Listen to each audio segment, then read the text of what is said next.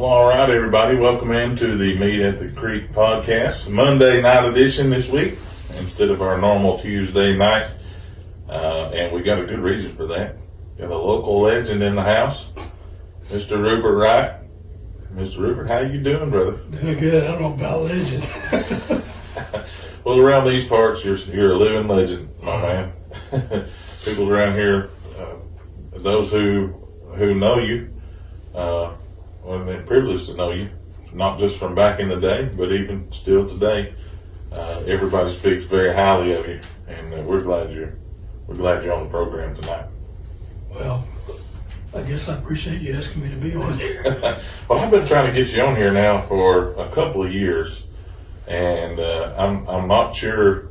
Well, one, you live in Texas, now, and so the commute is part of the problem. And a lot of times when you were coming through, the timing was just off. It was football season or things like that. And you were only here for a short amount of time, or when you were here, I had something going on. We just never could, kind of get it worked out. And then, of course, I had to stop doing the podcast for a while. And lo and behold, 10 episodes in, Wow. Here we are, and killing it. I remember not so long ago on the 10th episode of Mud Creek Baptist Church on that very 10th Sunday is when things kind of got out of hand. I mean, it just blew up and really started to grow. Hopefully it happened with the podcast too. Not that I want to be world famous or anything, but in my own little mind, I'm already a legend. Well, we catch you every Tuesday, that's for sure. We do have lots of fun. I see a few people. I'm getting old, so I got to pull my glasses off where I can see what all's going on. I see a few people have tuned us in. So you guys do us a favor, like and share. How's the audio sound, guys? Does it sound good tonight? Is everything coming in good? There's a 40-second delay on this, Rupert. So whenever I ask a question, it takes everybody 35 to 45 seconds to answer. Once I answer. So once I get the all clear that everything sounds good, we will go picking it up. I'm gonna have to get Miss Pam, get Andrew to give her my cell phone number where Miss Pam can call in, and we can get some stories on you, brother. You're already trying to get me in trouble. Well, see, I get myself in trouble every Sunday. I have absolutely no problem, making it rough on somebody else. All right, so I got Aunt Miss Andrea said, my hero. Well, thank you, Miss Andrea. I appreciate that. She's not talking about me. Well, you're my hero, I guarantee you. No, sir. Don't put me up there where I can be knocked off. Put me on a prayer list. I'd be a lot better off on the prayer list, I promise. So we got a few people watching. I'm glad you guys have joined in. And I know this is not my normal Tuesday night program, so we're going to catch a few people off guard, and some other folks got some things going on. They'll catch the replay. I'm also tonight simulcasting. I do hope that it is working. I'm trying to simulcast on YouTube as well. So if you guys are watching me on YouTube, I can't see your comments. So if you want to comment, you'll have to come over to the Facebook live stream in order for me to see that. But I do appreciate everybody watching. And now some of you last week, or I think maybe it was the week before, Miss June, if you're tuning in, you had asked me about the YouTube link. And I posted that a little earlier on my Facebook page. And if you just go and click on that, it'll bring you directly to my YouTube link. If you just want to go to the TV, punch in your YouTube app, you just go and look for me, James Jeffrey Jr., Jeffery Jr., or you can punch in the Meet at the Creek podcast and just go to the channel, and there should be a live stream there, and you can click that and watch it on your television. I also learned in the last 30 minutes today that Facebook has something on their app, if you get it for your smart TV, called Facebook Watch. And you can go and watch people's live videos and already pre-recorded videos as well. So I do really thank you all for all your support and help. And this is just something I'm passionate about. Not everybody is, but I enjoy it. I think it's a lot of fun, and we get to sit in here and just learn about people and deep dive into their lives just a little bit. So tonight, without further ado, let's go ahead and get into it. If you're ready, Brother Rupert, the hot seat. I'll try to answer the best I can. It's it is lit. Listen, you might have learned some things about Brother Rupert tonight that you never heard before. And if you do, man, congratulations. Because I'll be learning them at the same time if you learn something new. Some people, you consider yourself boring. I think you told me, you said, like, I don't really have a lot going on. But I think you got a lot of stories to tell. Well, I can say this. My sister-in-law asked my wife when we were dating, does he ever talk? Yeah.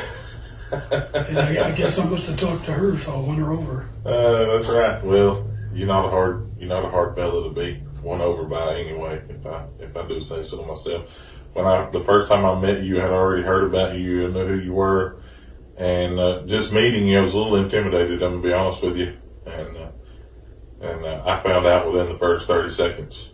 This is my kind of guy right here. You're very approachable. Your demeanor is second to none. I mean, you absolutely. The Bible said that if a man wants to have friends, he must first show himself friendly. And I feel like that's the epitome of you, my friend. You really have, ever since the first time I met you, been very approachable, very friendly.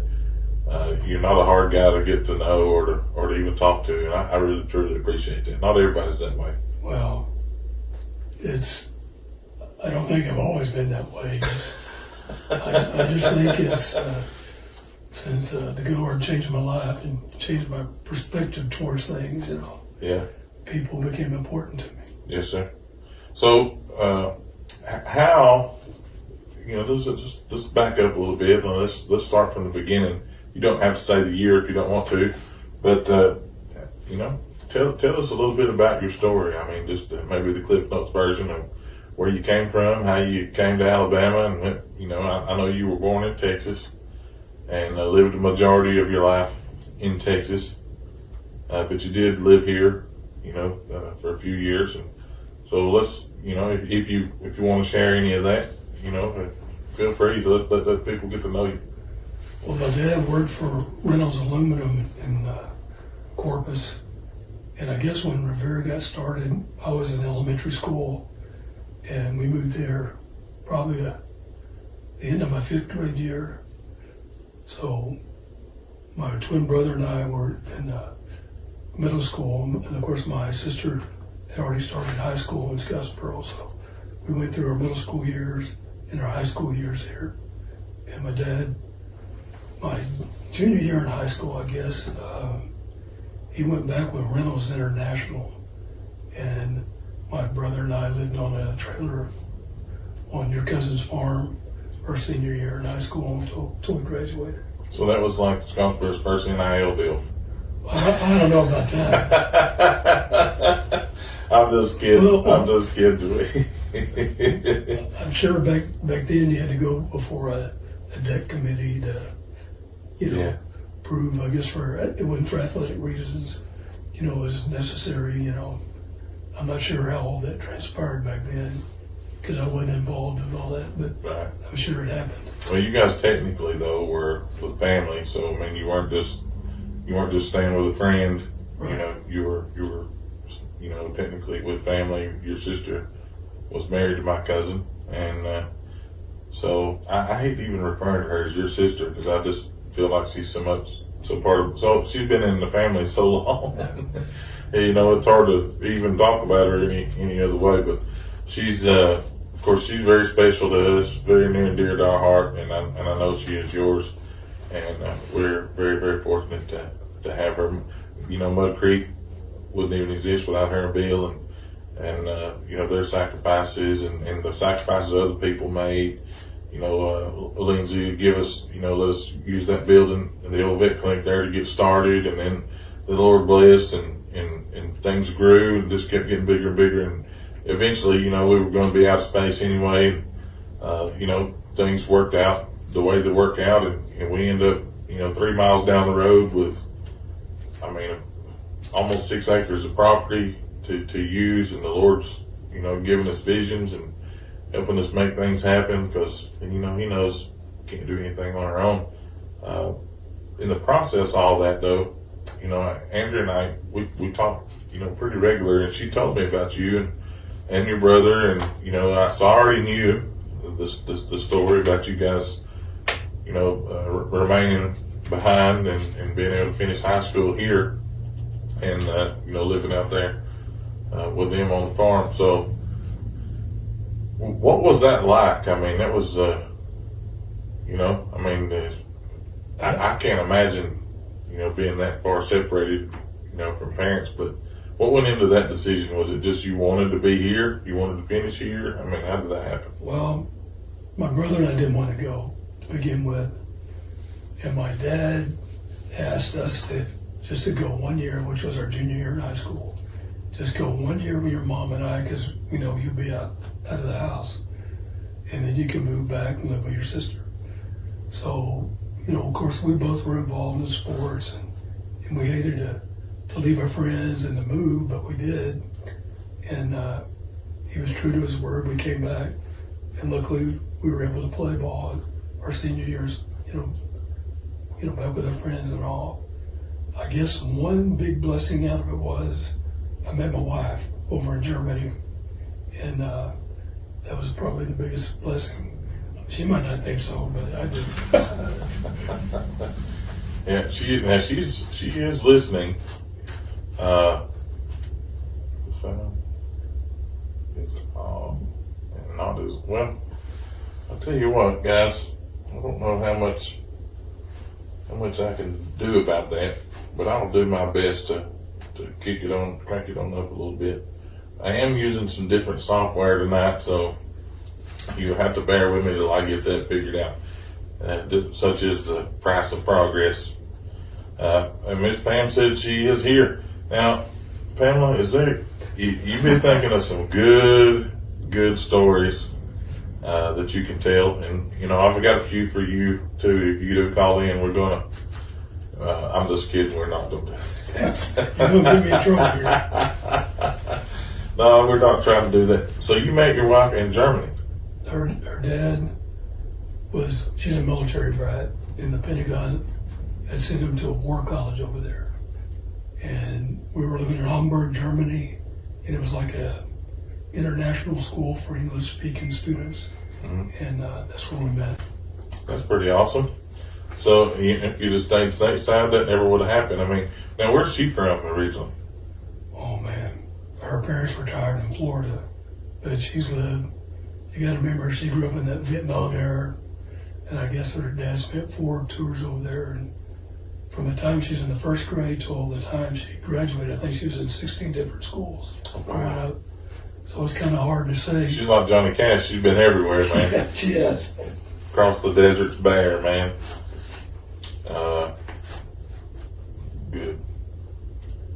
Good. So do me a favor, Rupert. Take that thing, spin it towards your mouth just a little bit more. Just the whole. Yeah, there you go. All right. There we go. That's. I think we got a little too far away from you. There. So you met her in Germany. About what year was that? Oh man, now. I'm dating you now. If I can remember back that far. What year did you graduate? I graduated in 76. So that would have been 75, 74, 75. All right. So I was born in 76. Man, see, there you go. There we go, man. It's you don't ever know. So you meet her, and then you come back here for a year, mm-hmm. and then you graduate high school here, and then you get the opportunity to go and not just further your education, but continue to play ball in Virginia. So yes. So how was that process back in the 70s? Well, the 70s, you got to remember we had the 16 millimeter film and the middle plastic containers. Yeah. And of course, there were no cell phones, and we didn't have a phone in our trailer. And our trailer was across the street from their house. And why was 72 when it's too late. Mm-hmm. And I got a phone call, and my sister came over and said there's somebody in the house wanted to talk to me. Well, Liberty had a running back coach from Gaston. His name was Phil Murphy. He played behind Johnny Musso in Alabama. He's like one of the backup running backs. And he calls me and says, "Hey, I'm seeing family in Gaston. Can you meet me at the Holiday Inn with some films up in Rainsville?" So I go up to Rainsville, give him the film, and I didn't expect to hear anything. Truthfully, after I gave it to him, a couple of days later, he called me and offered me, the scholarship. So they were the first ones to offer me, so I went with it. I heard that. And that was back in the early days of Liberty, wasn't it? Actually, I think they started football in '73.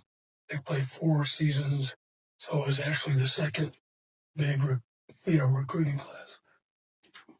So at the time, did they just start in division? We used to call it 1A, and it's FBS now, but used to be 1A and 1AA, and then what they call AAA, I guess. And then down to the JUCO and the NAIA and all that stuff. What were they back then? Well, the first 4 years they were playing junior colleges, excuse me, and then they were playing NAIA schools. And the next 4 years, basically they applied for NCAA. And I guess the first 2 years I was there, it was more like Division II schools. Then my junior, senior year is like the old 1AA. And Liberty was independent back then, much like they were when they started with FBS. Mm-hmm. And we weren't really in a conference. We just played schools all over everywhere. And it's kind of interesting because when I first went to Liberty, they're building a campus, brand new campus. And if you've ever been up there, it's like in the foothills of the Blue Ridge, or the campus is just spread all out in the mountain. And there really wasn't a flat area for practice fields. So there was an old island in the middle of the James River that used to be a youth camp. It was called Treasure Island. So they built 2 practice fields. They built offensive practice field and a defense in the field house on the island. So I remember if you didn't have your own car, they would bus you from the campus to the island. And the James River, to me, seemed like the Coe River. I mean, you have mountains on both sides, and it was hot, steamy, mosquitoes. You go down there, you have to hang around between practices like 2 days in those old barracks, no air conditioning. All you had was a fan. And I remember my freshman year, we probably had 150 come, and we called the athletes that left, catching the Midnight Express. Yeah. And I mean, they were leaving right and left because they couldn't handle Treasure. The mosquitoes and the humidity. Not much of a treasure. Oh, it'd be like when some of the old Wildcats back in the day remember going to Mount Clout, so it'd be similar to that. Yeah. I heard you and Coach talking about that place just a few minutes ago. Maybe you'll call in a little bit and we can, hear some more stories about that place. But then again, you said you guys were sworn to secrecy. So. Oh, yeah. It's kind of like you're on the Wildcat version of the Junction Boys, I guess. Oh, goodness. Speaking of Robbie, there he is. Hang on just a second.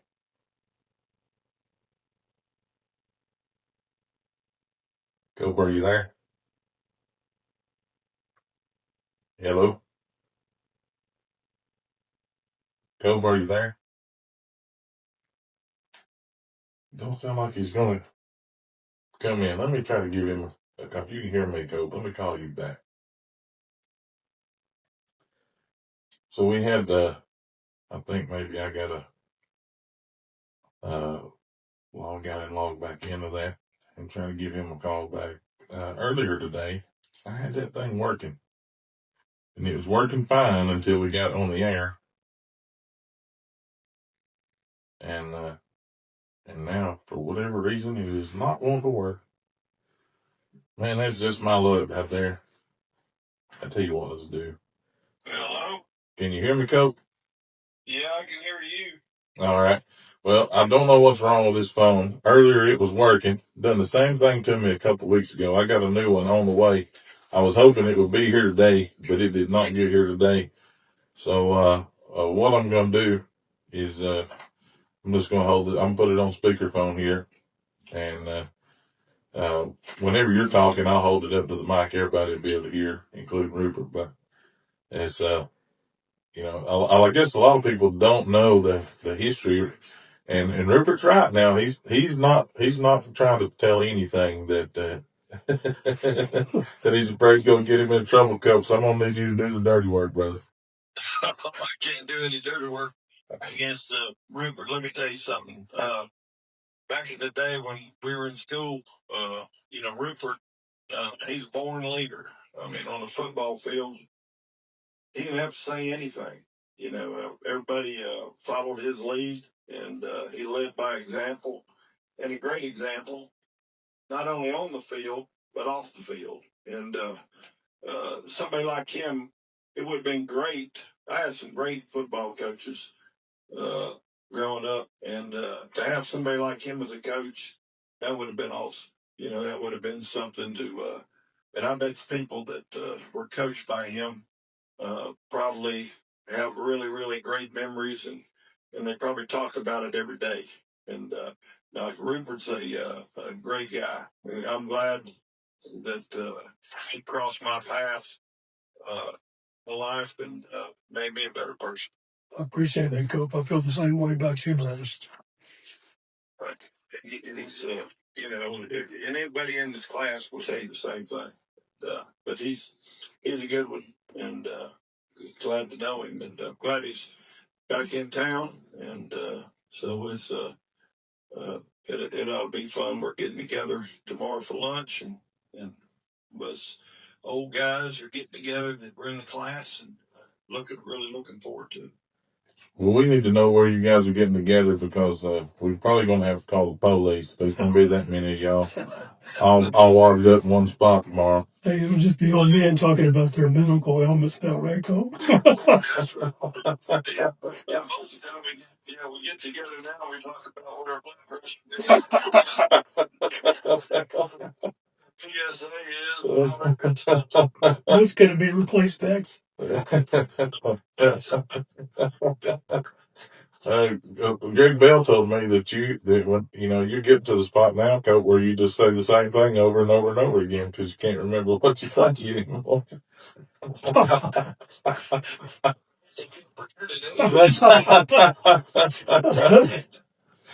Oh, it's funny how life will bring people in and out of your life. I was, down through the years, I've had the privilege to be around a lot of people that I didn't just benefit from, like you said a minute ago, professionally. I benefited from being around them personally because they were just good people. And I learned a lot. And, I've made a lot of friends down through the years. And as you know, Robbie, sometimes having great friends is better than being wealthy. Oh, there's no doubt. I mean, that's where you get your, that's where you get rich or wealth with, you be around great people and they teach you a lot of things about everyday life, and money doesn't teach you that. It's just being around, surround yourself with great people. And that's what was always told by me, one of the old coaches, and Rupert probably remembers him as Coach Larry Devils. Yeah. He made you get around people that were going to make you a better person, and he basically forced me into playing football because he knew I was going in the wrong direction. And those, that's coaches that are, and I know Rupert's probably got stories he could tell you that he probably led people the same direction. So, that's people will make a difference in your life. You're right. We had great coaches. When you think back, even back in our Pee Wee football days, the men in the community like Sam Wallingsford, Sheriff Harnon's dad Frank, Buck Patterson, all those guys were great examples for us. And then, our junior high coaches, Coach Devils, Coach Hambrick, even Steve Johnson and Tom A. Crawford coaching us our 8th year. When we go into our high school coaches, Coach McNutt, Coach Morris, oh my gosh, Coach Keys and Coach Paul Cooley and Coach Carter, Coach Jerry Chrisman, they're all great guys. Good role No, models they are. and You're examples. exactly right. You probably have a long, bigger list, of course, with coaches. You've gone into college and stuff and coaching a lot of years in high school. So you've got a large, just a wealth of coaches that are, they're just leaders. Coaches are leaders, all of it. And they're a special, that's a special gift that they've been given, and they use it wisely. Yeah. You brought up a name just a minute ago. One of the very first coaches that I met, and he was the second coach that I really knew as far as actually school coaches. The first one was Beth McNutt. Oh, yeah. She was my PE coach when I was in elementary school. And, man, everybody just loved Miss McNutt. I mean, what a treasure she was. And then I moved from elementary school at Nelson over to what was called Page Elementary then, and then fifth and sixth grade was there. And, got introduced to my new PE coach, and his name was Steve Johnson. Steve Johnson. And he always had this saying. We would line everybody. There'd be 100 of us out there lined up to do PE, and he said, "Now y'all gonna remember this for the rest of your lives. If you do it right, you do it light. But if you do it wrong, you'll do it long." I have never forgot that. Hey, Steve's he's a great friend of mine. He was a great coach. Said he was run out of college. Weren't they? And Tom and him, just in junior high and stuff. Matter of fact, Steve Johnson.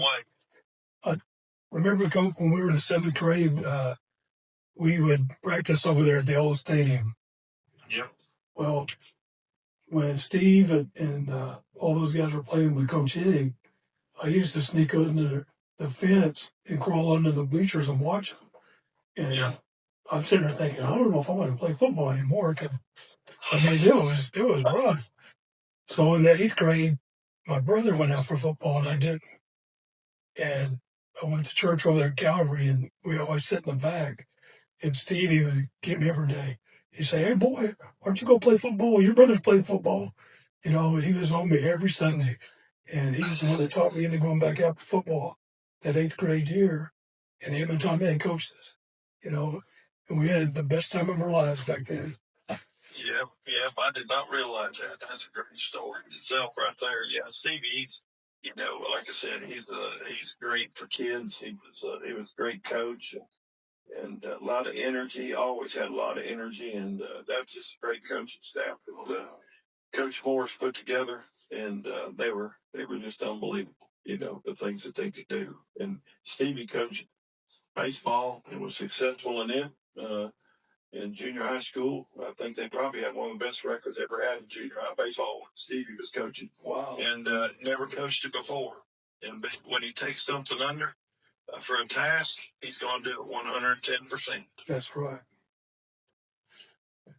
So, Coach, we got to ask you about the Wildcat version of the Junction Boys. Is there any juicy stories you can tell us about those days? Something would maybe compare to that was when we went to Cloudmont back when I think I was a sophomore. We a sophomore, Rupert?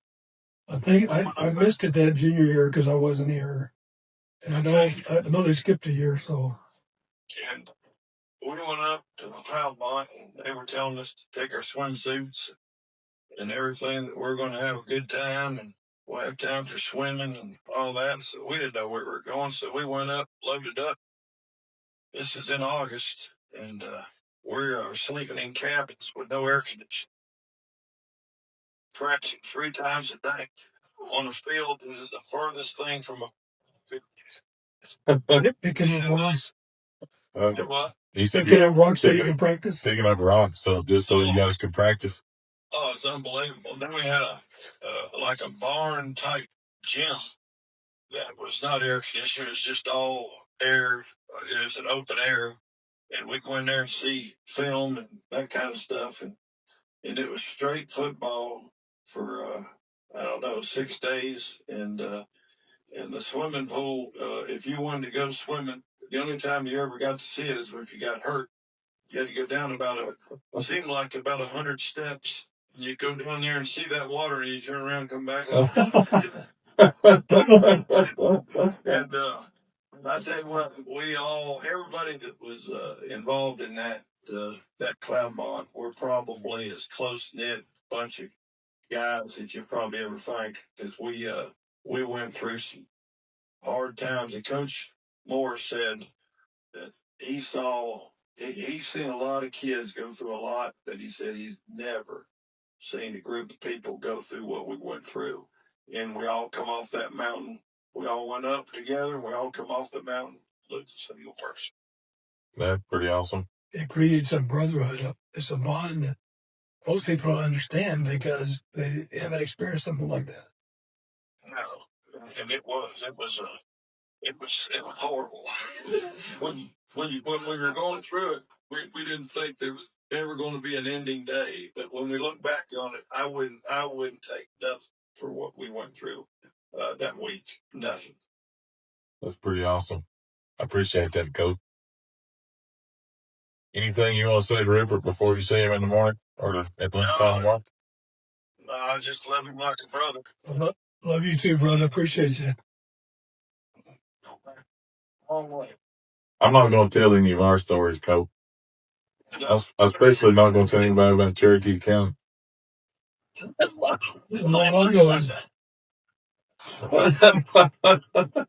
the night Gary Bell looks. He was wiping away tears, and he had to go right back to commercial break. And he wasn't doing it because we got beat. Oh, we did. It was either laugh or cry. Sometimes it was both. I'm still trying to get that picture out of my mind of Tater kissing you on the cheek a couple weeks ago. Oh, I know. We get down the road and good, being great. We like to have. He come up there and said, I still love you. I still love you. Yeah. Oh man, don't you can't deny your love for me, Coach. It's just the way it is.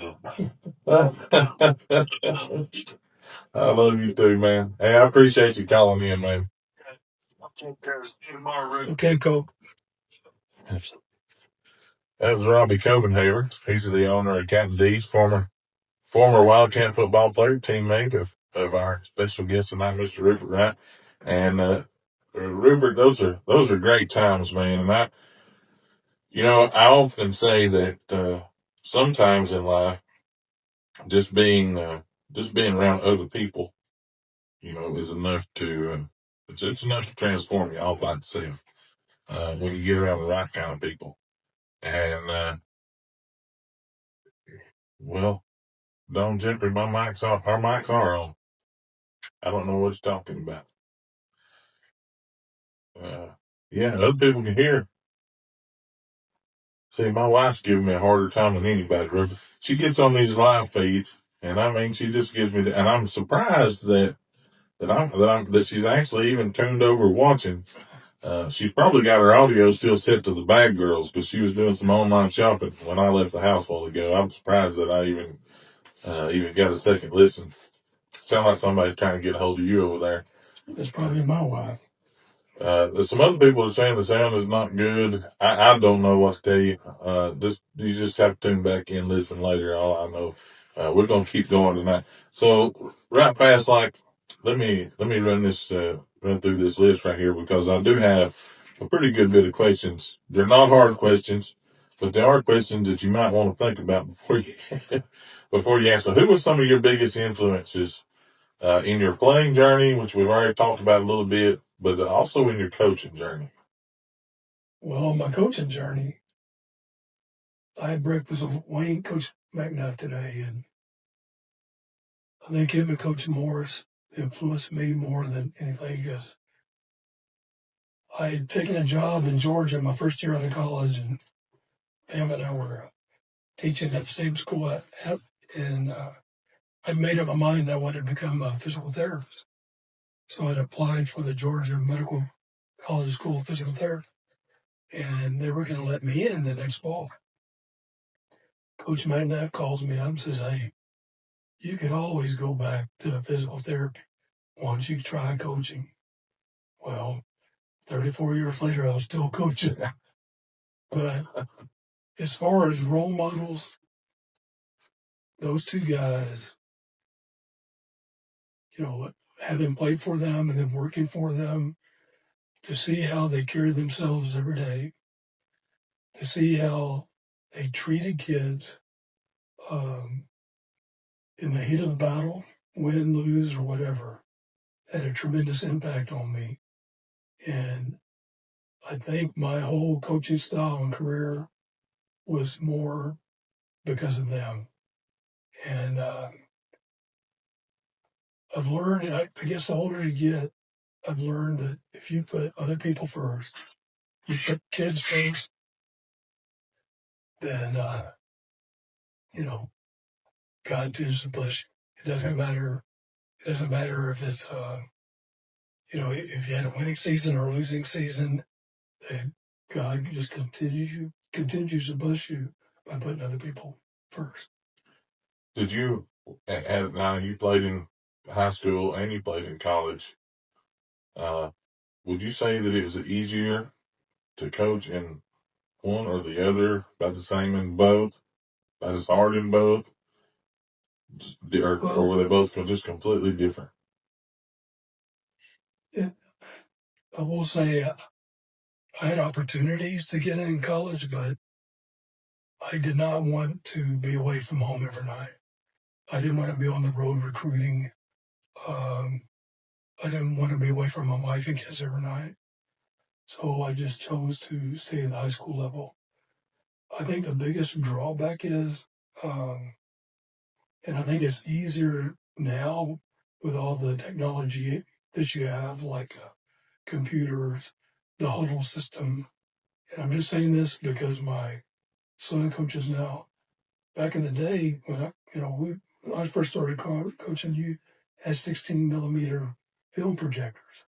The offensive coaches would watch it, and the defensive coaches would watch it. That was even before the cassette tapes that you used to look at. Oh, wow. And so it'd be an all-day process. And when my kids were growing up, Mama did most of the work.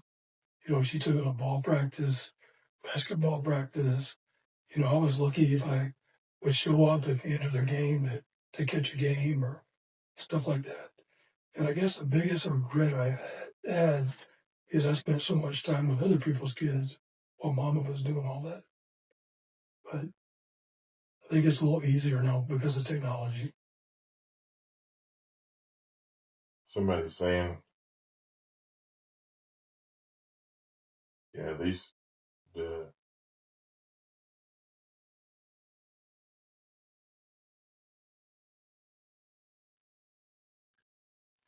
they want me to poke your plumb up in your mouth, Rupert. They keep telling me that it's just too far away. And I will admit now, I can't imagine you as a screaming coach because your voice is very soft. I do only have one side of my vocal cords working. Okay. And I don't know if it's from screaming and yelling, but it has been damaged. I have gone to the doctor to get it checked out. And my tone of voice, sometimes my wife can't hear. I don't know if that's good or bad. That's selective hearing. That is selective hearing, but I can tell you now. Because I do have some vocal cord damage. That, and let's see. Ask him to tell you some of the stunts he used to motivate his football players. That's a good question. Well, I'm trying not to get anybody in trouble. Oh, okay.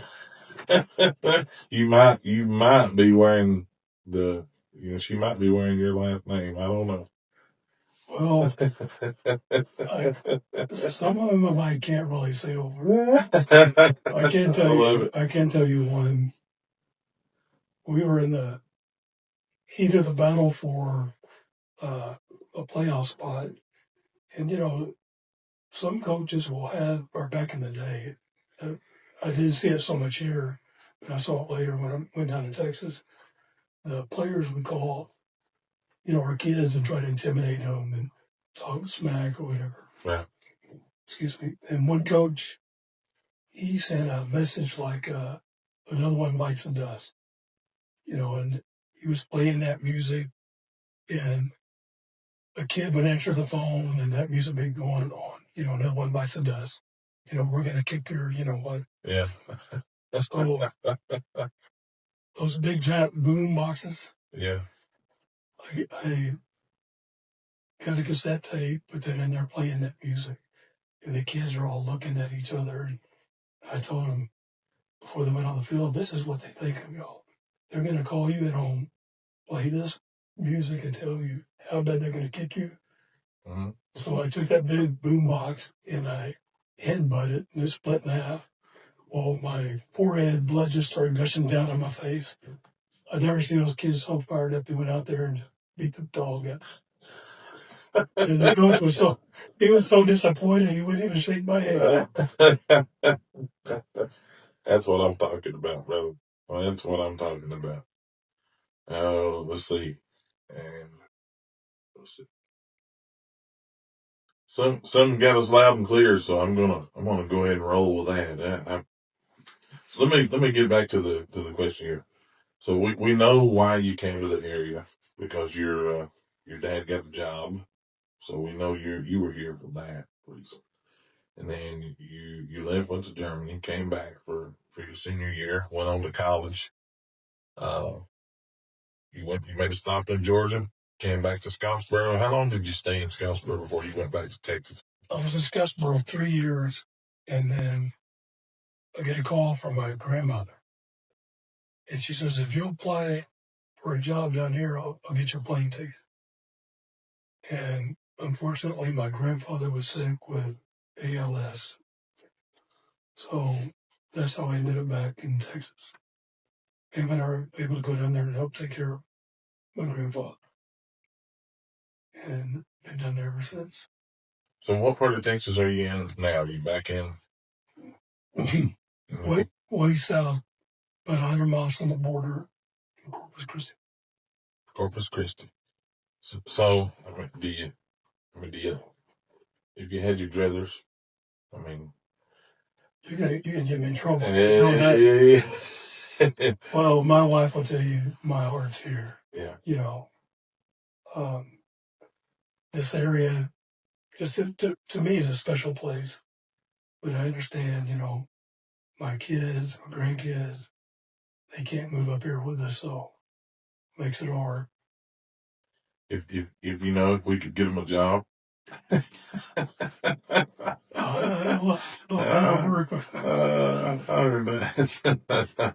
I'm just kidding. I'm just kidding. I sure don't want to get you in trouble, but we do like having you around. I'm honest with you about that.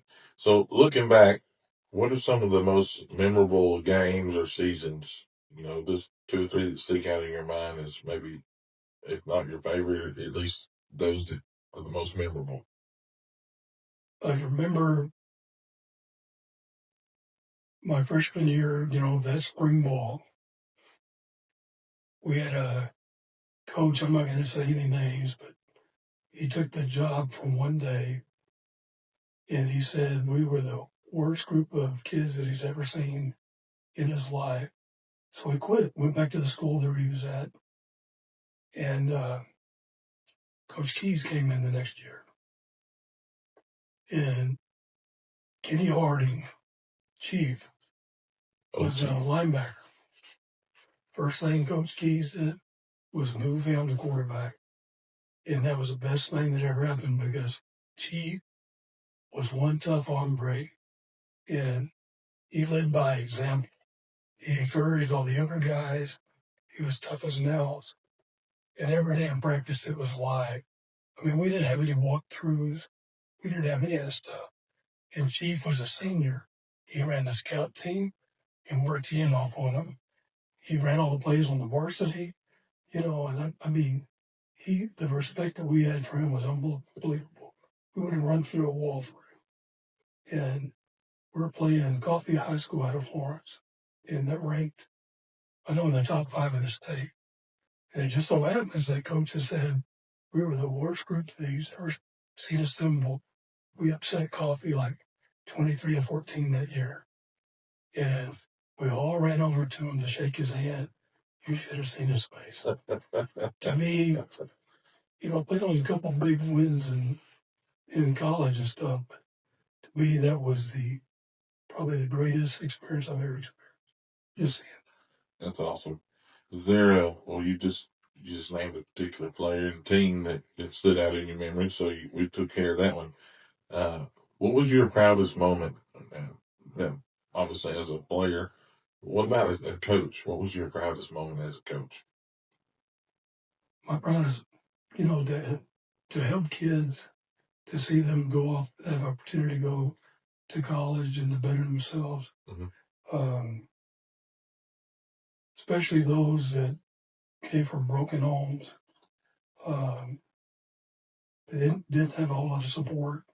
To see them to go off and go to school, have it paid for, and be productive in society, when they get finished. Miss Pam said, I'm leading you into troubled waters. Oh, man. About where he wants to live. So, I'm not trying to lead him anywhere, Miss Pam. We're just going on a little bit. I have no desire to be in your doghouse. I have, I've heard too many stories. Oh, goodness. So, a few years ago, you get, I mentioned him just a minute ago, my friend Greg Bill, he runs started the Jackson County Sports Hall of Fame. And, they do a class each year. And a couple of years ago, you made it into the Hall of Fame class. Was that before or after the induction into Liberties? It was before. Before Liberties. So, I mean, I'll never be in the Hall of Fame. I don't imagine myself, but I imagine that's pretty special. That's a pretty special feeling. Just knowing the process and how you got to go about getting in. Well, I kind of view it this way. I mean, when you're an offensive lineman don't get a whole lot of recognition or credit. The only time your name's called is if you're holding or you jump all sides. Yeah. And I just kind of view as my teammates, they help me. They put me on their shoulders. Mm-hmm. And, I'm honored, but there's a whole lot of people that I have to give credit for, not just me and high school, it's my teammates, my coaches. And I guess the older you get, you look back, you think, it seems like a dream, But like I said earlier, I'm a true believer, if you put people first before yourself, that God's going to continue to bless you when you get older. Because I've seen it happen time and time again. Right. In my own life. Yeah. How did they tell you that you were getting voted into the Hall of Fame at each of the places? I mean, I don't kind of how the Jackson County Hall of Fame does it, but how, does that come by phone call, a letter? I mean, how do they do that? I think, to be quite honest, I can't remember. I think the person who nominated me found out first, and they called me. And it was special for me because about a month later, Coach Morris wasn't with us. Right. And he meant a lot to me, and he was able to be there. So I kind of feel like, that was a blessing that happened where I could see him before he passed, because he meant so much to me. Yeah. He and I also have along, and everybody who played for him. Gosh, I saw it was like a humongous family reunion. It was a visitation. There were just so many people there. I stood in line for way over an hour out in the sun. Just standing there. I mean, the line went, way, way back to the front of the stadium and then weaved around and, all the way into the field house there. So in black and gold and where they had it, it was good it was good for me to see so many, old friends and faces and people coming in from out of town. So I do understand that. What do you think contributed the most, to you? I know you say you put that on the backs of your teammates, and that's the answer you're supposed to give because it's the right answer, actually. But was it, you think relationships, that you developed, during your time as a player, or is it relationships you think maybe later on in your career as a coach and a teacher, just as an influencer of people? I personally think, a Hall of Famer is generally more than just a player. They're more than just an athlete. They go on to be other things, in life and do bigger things and then turn around and reinvest in, the generations that follow. Those are the guys, the people who influenced you. That's what they did. They could have just kept it to themselves and let it ride, but instead choose to turn around and give back. And do you feel like, well, now that you're not doing it anymore, do you look back on those times and say, I'm glad I did this, I'm glad I did that. Wish I would have done more of this. I wish I would have done less of that. Oh, sure. I wish I would have had more time with my kids growing up, but, I have some regrets, but I feel good, especially when kids come back and tell you how much they appreciate you, and that's priceless. Right. Here I am getting close to 70. I got 50-year-old men. I mean, in Texas, where we live in Corpus, probably 500,000 people, or between 400 and 500. And I have guys in their 50s coming up to me, say, "Hey, coach, remember me? Thank you for helping me." And I'll look at them and I'm like, and then I go, "Oh, yeah. I remember you." But sometimes I do, sometimes I don't. Yeah. Imagine you saw a lot of them through the years, 34 years of coaching. Yeah, that's the thing I miss the most. I don't miss the classroom. I don't miss dealing with the parents. I don't miss any of that. It was the kids that kept me going to begin with. What values or life lessons do you hope that your players carry with them, after their playing days? Well, I know everybody has their favorite sport. Mine just happened to be football because no other sports where you're lining up making heads with somebody, it tests your true characters. And I think really all sports do. It teaches you how to be a good teammate, how to get along with people. And I would like to think that the kids that I had an opportunity to work with are better husbands, better fathers, they're reliable workers because they go through our program. Hopefully they're better men.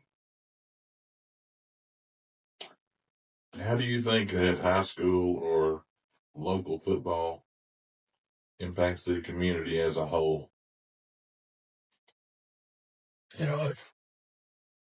I'd much rather be like the setting in Jackson County where all the schools, there's so much excitement. The whole town shows up. And you get in a big school district like I've been in probably in my last 30-something years coaching in Texas. You don't see that type of support. There's so many other outside things going on. And when you're in a town that's got 7 or 8 high schools within the city limits, it's like people jump on the bandwagon, the ones that's winning then or whatever. Mm-hmm. But you don't see the support like you do here, in my opinion. Yeah. Well, I think that too. I think that's part of the reason that I always, here we like to say we wish that all of the high schools were a little closer together in size because they would be jam packed every weekend. Basketball, football, baseball, whatever sport. If the schools could compete against each other, but a lot of our schools 1A, 2A, and then North Jackson 4A, Scottsboro 5A could technically be a 6A school. So I get it. They're it's hard to. Scottsboro's a hometown school. It's the only one there.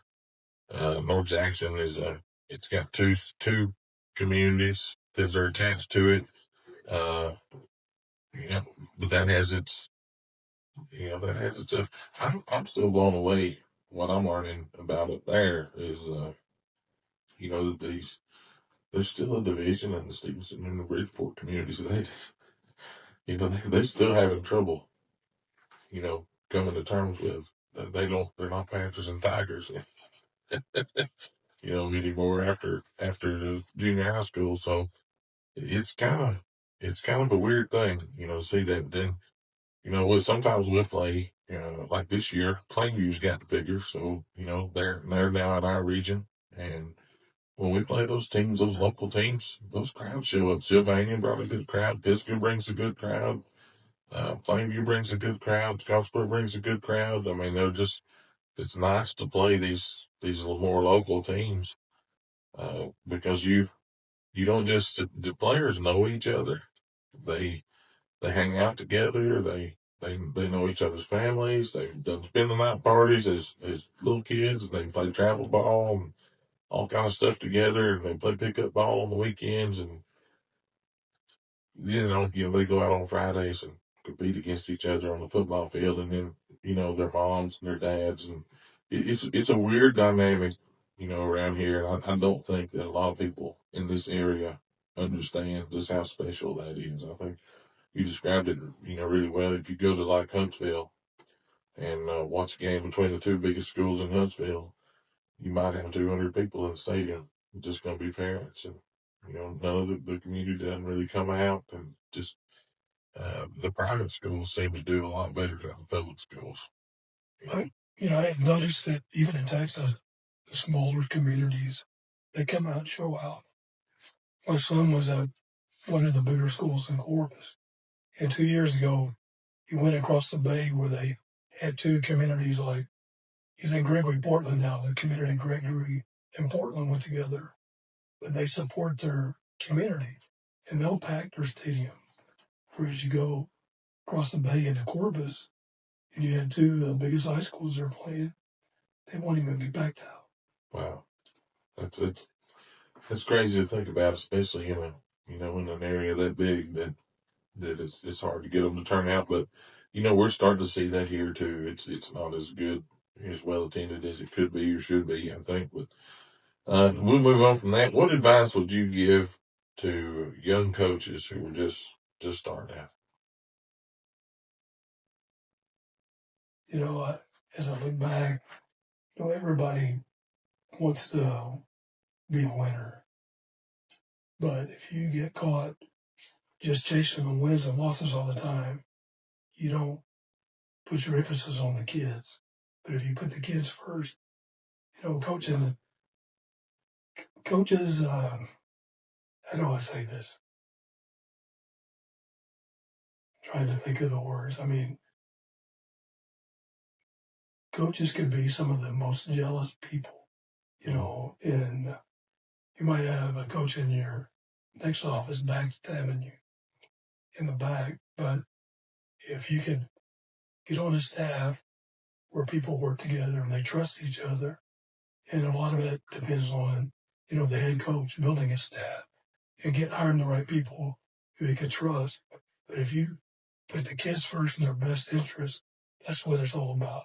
It's got to be a calling, just like teachers. And I think the elementary teachers are the best teachers ever because, they got to work with the little crumb crushers that are bouncing off the wall. They decorate their rooms. They have the most patience and they work hard. The kindergartners, first grade teacher. But by the same token, coaches also get a bad name because they don't do the job in the classroom. You know, they put their coaching ability first, and the coaches, if you remember, are the ones that worked hard, were good in the classroom. They worked hard in the classroom as well as on the field. And I think given the advice that I gave my son when he is kind of letting my son, we told our kids, we'll pay for 4 years of college. If it's any longer than that, you're going to have to pay for it. So he goes to school. He's going to be a physical therapist. So we paid for his physical therapy degree. And all he had to do was his, what do you call it, practicum. Yeah. And all the hours, he comes home, he says, I think I want to go. And I'm going, oh my gosh. Your mom and I worked hard and sacrificed to put you through school. So I told him that in Corpus, there's a Texas A&M Corpus Christi. It's a 1AA school, but it doesn't have football. And I said, if you want to be a coach, then you're going to have to go, you know, get certified and whatever you're going to teach, just come lay your dime. And I told him he got a job as a para, teaching, helping out with elementary PE for 2 years, and then he got hired. But I told him, I said, you know what? You better work. He's a history teacher. I said, you better be the best teacher you can in the classroom. And when you go out on the field, you better be the guy that gets all the dummies out, all the pads, be the first one out there. And you better be the guy that goes over and picks up all that stuff. And 2 years later, he got Teacher of the Year in the history class. Mm-hmm. His high school voted Teacher of the Year. And everywhere he's been, people are wanting to hire from the school he's at to go to another school. So I kind of feel like that maybe, you know, a little bit of advice that Dad gave him kind of rubbed off. Right. So we're proud of him. Do you still try to stay connected to football, even though you're technically not affiliated with the game anymore? You know, when I quit teaching and coaching, I walked away. And I've had a couple opportunities with a retiree, and I was done. Yeah, I can understand that. Just on a personal note, you know, who would you say? I mean, obviously, the correct answer here is going to be Miss Pam. So, outside of Miss Pam, who would you say supported you the most during your coaching career?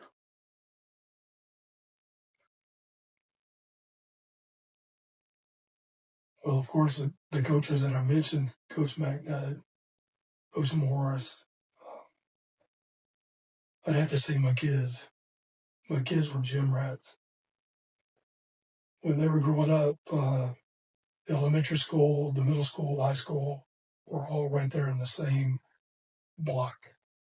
And, of course, Pam being a principal and a teacher as well, the kids would walk from elementary school to the practice field. Mm-hmm. And they hung out, you know. Actually, it's kind of a funny story. My son's sophomore year, I left his school, and he was a freshman, and I was the head coach there his freshman year. I left his school, and I told my kids that I was just going to cross town. I told them, you know, you can go with me if you want, but they had grown up in that community their whole lives. I said, but I would rather you stay here with your friends. Well, to make a long story short, my son was a quarterback. The next 2 years, I had to be on the other sideline playing against my son, watching them kick areas. So that was hard to watch, especially when you're such over there with another team. But anyway, I have to see my kids because, you know, at the time, all during that time, we were getting our masters. Back then, it wasn't online. You had to go to class. We're jockeying around trying to figure out Pam's schedule, my schedule, what it is, who's going to pick them up, feed the kids, you know. And they actually went through a lot during that time. Yeah. That's pretty awesome. If you could go back and give yourself some advice, what would you say to young Coach Wright? What do you mean, like, Let's say you say you could go back to 28-year-old Coach Rupert, young assistant coach. What would you say to yourself? What advice would you give to yourself? spend more time with my kids? I figured that was coming. You said that 3 or 4 times. It's I think that it's something I always wanted to do. When my kids were growing up, I was like you. I had to work. Times were rough, and you just had to do. We do what we got to do. We try to make ends meet. But I always loved to be at every event I could be at. I didn't like missing anything. Well, honestly, I was afraid I was going to miss something. You don't ever know when they're going to have that special moment, that breakout moment, or something they're going to be doing. And I can remember one time we were at a football game, and myself and Robbie and Greg, we were in the booth, and my oldest daughter was in the choir. She was in the brand new. It was just first year they had a school choir, and they let them sing the national anthem, and I just never forget how proud I was. Just standing up there in the press box watching that and listening to that. I couldn't even hear the other 11 kids. I could only hear mine. I couldn't control the tears. I'm up there. Oh, coach up there patting me on the back, saying I'm proud, pop up here. And it was just great. Those are the kind of moments that I think I encourage people not to miss. It's like I have a second chance with my grandsons and my granddaughter. The only problem is 2 of my grandkids live 3.5 hours away and outside of Houston. Well, my 2 grandsons that live in Corpus, I mean, they play soccer, they play indoor soccer, play flag football, they play basketball, and they're like 2 years apart. So they play sometimes on the same night, sometimes on different nights. And down there, I mean, they'll be playing 3 sports at the same time, select baseball, whatever. And of course, Mama, she says we're going to everything. Yeah.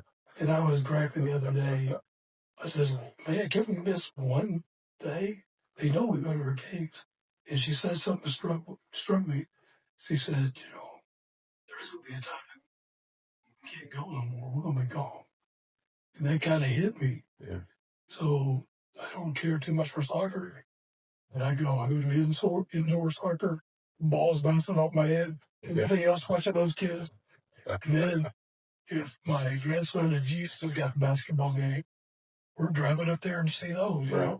or cheerleading, whatever. Right. So let's switch gears just for a few minutes here. We'll end, kind of, we'll close the show out this way, but we know how much of your life was football and teaching, your family, but one thing we hadn't really talked about as far as, your faith. And I know you're a believer. I know I've heard you testify to that, but can we talk a little bit about that? Sure. I mean, like, when exactly did you come to Christ? I mean, it's obvious at some point it happened, but I'm not sure. I don't think I've ever actually just sat down and talked to you about that moment or that time. Well, growing up, I was in church every time the door was open. My parents, morning worship service back then, Sunday evening, Wednesday night. And I was baptized, I think, about 10 years old. And I don't know if you even remember, well, you won't remember, but Calvary started over on Bynum Street. Mm-hmm. And I do. It was after that. It was the Church of God, I think. I think I read through the story and how it became a church. And then I think I must have been in the 7th grade, or I think because my sister and her husband Bill, my brother-in-law, got married there. And I rededicated, I was at a youth revival at Calvary. I guess I was probably the 9th grade or 10th grade. And that's when I really dedicated my life to Christ. And I guess that's when I really started growing into God's Word and, seeking fellowship with others. And I guess that was probably the biggest turning point in my life. Even though I was baptized at a young age, I was just, I wasn't growing. I was just content with being baptized. But I think that was my biggest turning point.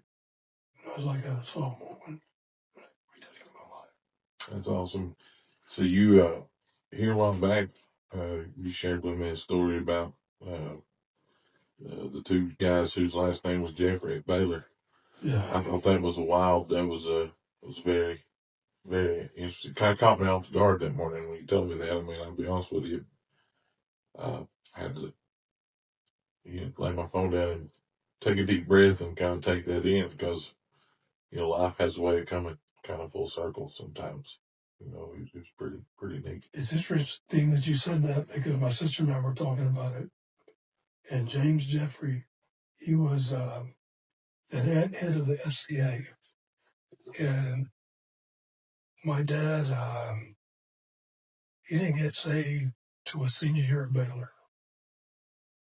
And my dad was a 3-time All-Southwest Conference Firestone All-American. And he went through Baylor as a bar brawler every weekend, alcoholic. And I guess, back in the days in the 40s, they didn't check on you like they could now with social media and all that. Yeah. But I'm going to find that article was written, was that old, they used to come out readers, guidepost. Mm-hmm. And I have a hard book with an article in there. But James Jeffries went to Baylor as a running back, and the whole article was talking about how my dad was his hero. And the article is called "My Hero Was a Heel." And I remember when I was coaching in Scottsboro, one of our ladies came up to me and handed me a copy of the article. She said, "Did you read this article?" And I said, "Yes, ma'am, I've seen it." But James Jeffrey requested to be his roommate, and he witnessed to him for a whole year. And my dad evidently had to stay an extra year because of grades or whatever. But anyway, he had come in after a bar fight and cleaned out a bar, all beaten up, and he grabs James Jeffries and asked him, "How can I get saved?" And evidently it was genuine because the next day he made everybody in the athletic dorm get up and go to church. But, I've heard stories from my uncles and people about how bad my dad was before he became a Christian, which I never saw. And it's kind of hard to believe, but God completely changed his life. And James Jeffries was the guy who led him to the Lord. It was pretty neat when you shared that with me. I thought, man, it's that's the kind of life altering stories that everybody hopes to get to leave behind in life. You have as a coach or as a teacher or sometimes as a preacher, you have opportunities to influence people in a positive way. And, that's part of the reason I'm very passionate about this kind of stuff. I know broadcasting, radio, word, this is my passion, is what I like to do. But I haven't worked, I often said this, I worked for years and years and years to be the PA guy at Scottsboro. Finally get to do it. And lo and behold, the second, I got to do it 1 year. The start of the second season was our first year at Mud Creek. And 1 week before the first game of the year, Coach Hollis starts coming to the church. He just came for a baptism, but he stayed, and about 3 or 4 weeks into the season, he started pawing at me about coming and, being a chaplain at North Jackson. Well, so by the end of the year, I had started going on Fridays. I would leave work and drive up there and would speak to the team. and do a devotional, and then drive back to Scottsboro and do PA for the games. It was yeah, and at the end of that season, I still felt like, you know, my flesh, I wanted to do what I was passionate about doing. I thought, I'm volunteering, so if I'm going to volunteer, I want to at least do something I enjoy. But I couldn't get away from, this. If you don't do what you're called to do, then you're not going to get to enjoy doing this very much longer. So I bit the bullet and went. And I'm gonna be honest with you, it took a couple of years for those kids up the road to warm up to this guy. But within just a few weeks, I had just absolutely fallen in love with those kids, and I realized that there's more important things than football. And the opportunity that I had to be influential was going to go way beyond, that football field, those sidelines, or even those few moments of devotional time. It was going to be the phone calls and the text messages, and the prayers, and just taking advantage of every opportunity to put something into their lives that'll help them down the road. And those are things that I'm glad that's the reason I'm glad I made the choice to go and do that. It doesn't come without its difficulty. Now it's like pastoring another church. It's I hear those things, I hear their stories, I have to keep them to myself, and I take them to the Lord. But some of the I don't think people truly understand what educators and coaches, and if you're not involved in the lives, of the children in your community, then you just don't get it. Because these kids now, and I imagine it's always been this way. It's just now that I'm working with them, I see it. Uh, not everybody has a great, Not everybody has a great life, man. It's but they need strong men and strong women to be out front being a good role model for them, because they don't always have it help.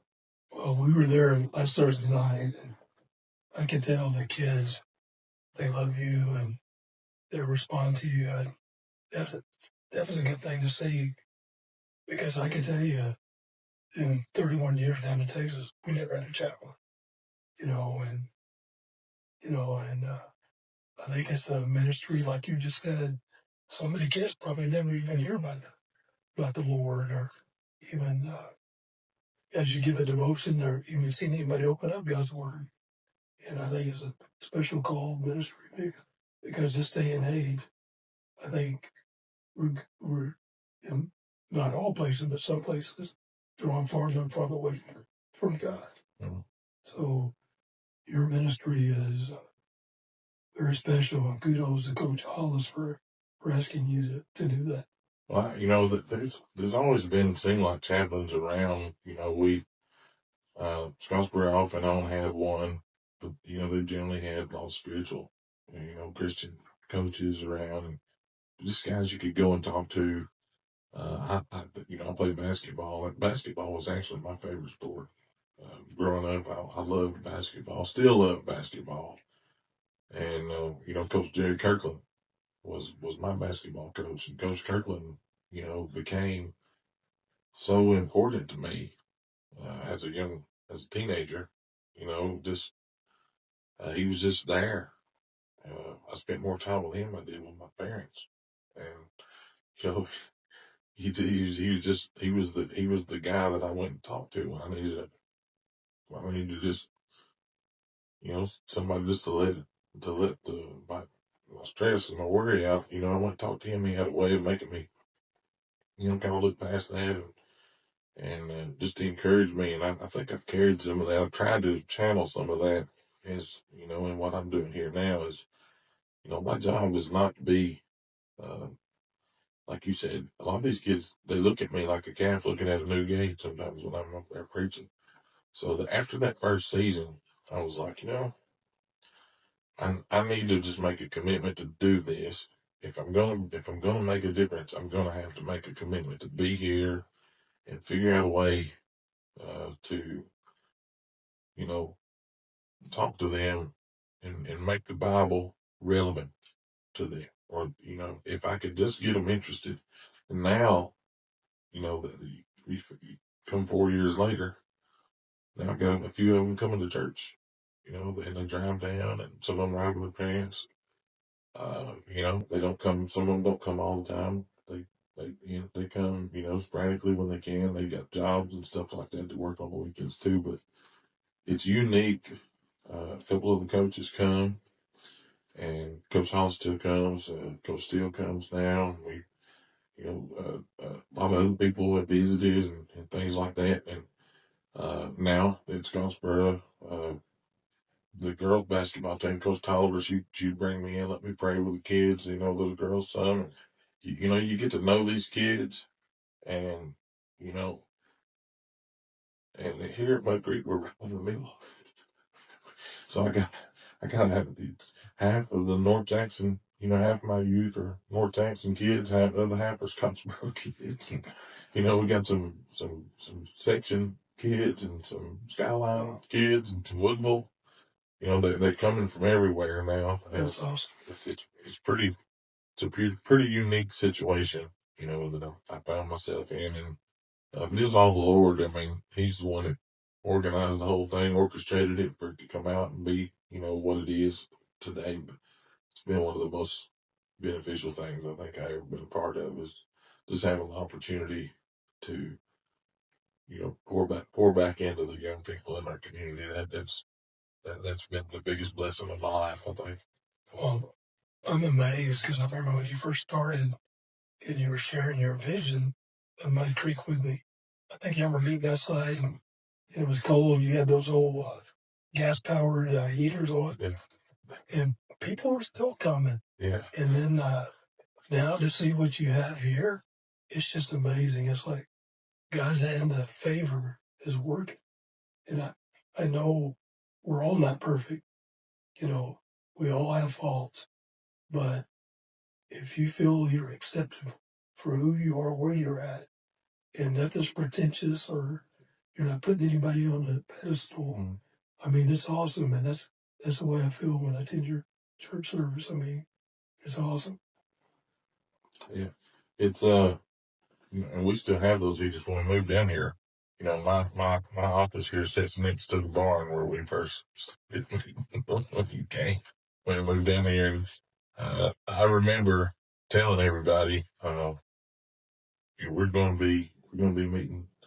It's not going to be outside, but I said when we left up there, it's like, we may have to meet in rough conditions for a little while. We may not be able to have the heater and the air conditioner and the carpet and the chairs, but we ended up being able to have the chairs. But I think that first Sunday, because it was cool. It was first weekend in December. It was cool outside. It was down in the 30s. That week we had a cold front push through, and we put those. We went and bought a couple more of those heaters, and I bought a contractor heater. So we came over, we hooked the contractor heater up, we turned it on early, and especially in the cold, we come in and turn it on about 7:15, 7:30, and it would cut the heat in that thing. So all that draft coming through those, those cracks and stuff. And then after that first service, the next Saturday before we met that second Sunday, we took, I went and bought a roll of insulation and we cut it up into little pieces. I stuck it up in the ridge cap. And it, believe it or not, the temperature, then all we had to do was run those 5 patio heaters. And the temperature stayed anywhere from 71 to 74 degrees all the time. And once people started coming in, it would get close to 80 degrees. And we'd have to turn them off. People would be sweating, and they'd come in and start shedding their coats and everything else. And that was wonderful until Easter Sunday. And we had our biggest crowd ever, 194 people. And it was hot. I mean, it was hot. When that service was over with, I raised my hand and said, I thank God I ain't going to hell. It was so hot. We had the windows all down and the fans blowing, and it was just blistering hot. And then when we got to June, I was pushing so hard to get finished for the building. It just seemed like we were getting slapped in the face at every turn. And we had to have our what most people call homecoming. We just call it the annual celebration. I told them until we about 10 years old, we're not going to have a homecoming. It's, I feel like that's more of a, at this point, that's more of a, okay, this is how many people left instead of how many people are coming back, Uh, but so we have like a yearly celebration, but we had that, and man, it was ridiculous. I mean, it was just, we got the insulation out and we just couldn't get cool enough. And so finally, 2 weeks after that, on Father's Day, we were able to move into the new building. Whoo, man, that air conditioner felt so good. I ain't gonna lie. I have no longing to be back out in the elements. It's just amazing. I mean, I'm just blown away at your old facilities. It's awesome. Well, we kept it simple. You look around, you see the wood and stuff, and it looks cool. It has the little vintage look, but at the same time, I'm not gonna lie to you, it was the easiest thing to do. If we'd been trying to do sheetrock, you're talking about, we had this room done in 2 afternoons. You would have took a whole week, doing sheetrock. We tried to make it where not everybody knows how to sheetrock, how to mud, how to sand, how to tape, all that stuff. But everybody knows how to run a damn gun. You can run a tape measure, make a line, cut it, and hold it up there and nail it up. So we try to do it the easiest way possible to make it so that anybody who wanted to come and participate, put their hands to the work, and be a part of the physical building, could do that. And there toward the end, we made that last week when we really made that push to get into the sanctuary. We had a lot of help. I mean, people showed up 4 days in a row, and we had a dozen or more, dozen and a half, something like that. Volunteers showed up, and I mean, got a lot of things done. And, if we didn't have that many people show up every work day, we would have been done before Easter. But you were right. When I started sharing the vision up there, people thought I was crazy. A few days I wondered about my sanity myself. And then when we moved down here, when I first started talking about going in that barn, it was, no, preacher, let's don't do that. Let's figure out something else. And it became pretty apparent that we weren't going to be able to figure out anything else. This was going to be, that was what was going to have to happen. And once it happened, and then it wasn't as bad as everybody thought it was going to be. Then it got to a place before it got hot. People were saying, what if we don't even build a new building? What if we just stay out here? This is nice. And I'm like, that's fine right now. But when it gets hot, and as soon as it got hot, everybody was ready to get everybody. But the way we did that, uh, I prayed about that. People think I'm crazy, but my wife was there. She'll tell you that it's the truth because she's not gonna lie for me. He got down to the last day, and I had to submit drawings to the bank for the loan. And I'd been up all night the night before, just stressing. I couldn't come up with anything, and I didn't have to have architectural drawings, but I had to have some kind of drawing. And I had in my mind, kind of what I wanted. And when I came in, she was like, "Have you come up with something?" I'm like, "No, I still don't have anything." And due in the morning, and I said, I was frustrated, so let's just go get something to eat. So we left and we drove to Kimball. And I'm on the phone and I'm looking through, designs, buildings. And people were sending me stuff because they knew I was trying to figure it out. They felt sorry for me. She pulls up, she's driving, and we pull up and we pull in the parking lot. And I look up and she pulls into Cracker Barrel. I look up and I see Cracker Barrel. And I said, if that sign wasn't on the front of that building, this place just screams, come in, sit down, set a spell. That's it. Well, I love the message on your porch. I love it. It is. That's really the environment that we want to portray. When you pull up in the parking lot, it's nothing fancy. You can just be yourself, and if you got overalls on or blue jeans or a button-down shirt or a suit and tie, you can be. You're just free to be yourself, and we're not trying to put on a show. We just want to worship the Lord, preach the Bible, and just be friendly, fellowship with each other. Try to give more than we get, and if you can do that, you can leave every service better than you came in. Well, brother, I do appreciate you being here, and you talked a whole lot more than you thought you were going to, didn't You pulled it out of me. Well, you're not the hardest interview that I've ever done. I'll be honest with you. I've done some coaches that were very difficult. And I listened to them talk on the sideline. They got a lot to say. So I'm doing in front of a microphone, and you might as well be a dentist. You just go ahead and pull their teeth to get them to say anything. But it's been a real joy, Rupert. I appreciate you coming on. Appreciate you. Guys, we do appreciate it.